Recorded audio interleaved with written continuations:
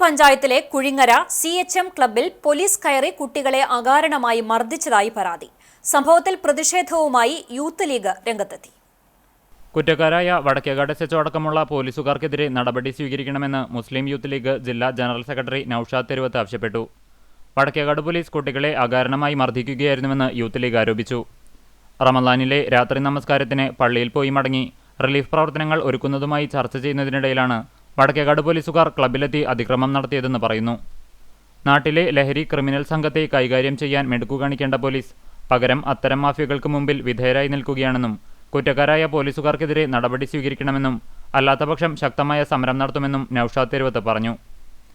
CHM രക്ഷാധികാരിയും മുസ്ലിം league നേതാവുമായ Ashkar കുഴിങ്ങരയും club ഭാരവാഹികളും police നടത്തിയ അക്രമങ്ങളെക്കുറിച്ച് നേതാക്കളോട് വിശദീകരിച്ചു.